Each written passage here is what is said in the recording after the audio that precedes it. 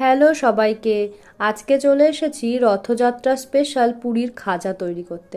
প্রথমে 2 কাপ ময়দা নিয়েছি, আর এর ভেতরে তেল ঘি আপনাদের ইচ্ছা মতো দিয়ে খুব ভালোভাবে ময়াম দিয়ে তারপর অল্প অল্প জল দিয়ে মেখে নেব।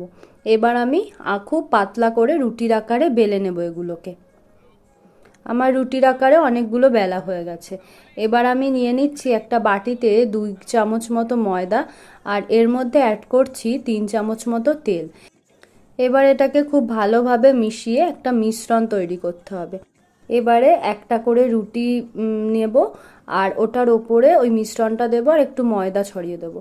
তার উপরে আবার আর একটা পাতলা রুটি বসিয়ে দেব। আবার একই রকমভাবে ওই মিশ্রণ দেব, ময়দার গুঁড়ো দেব। এইভাবে একদম লাস্ট লেয়ারটার ওপরেও সেমভাবে মিশ্রণ আর ময়দার গুঁড়ো দিয়ে ভেতরে হাওয়া না ঢোকে এইরকম টাইট করে খুব সুন্দর করে ওটাকে মুড়িয়ে নিতে হবে। এবারে আমি ছুরির সাহায্যে বেশ মোটা মোটা করে কেটে নেব। এবার হালকা হাতে প্রেস করে ওগুলোকে একটু লম্বা আকার দিয়ে নেব। এবার তেলকে একদম লো আছে, মানে সামান্য গরম অবস্থায় বেশ অনেকক্ষণ ধরে লাল লাল করে এগুলোকে ভেজে নিয়ে তুলতে হবে।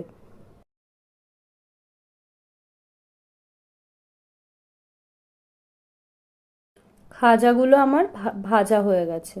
এবারে আমি একটা কড়াইয়ের মধ্যে নিয়েছি 1 কাপ জল আর 1 কাপ পরিমাণ চিনি, আর 2-3টে এলাচ নিয়েছি।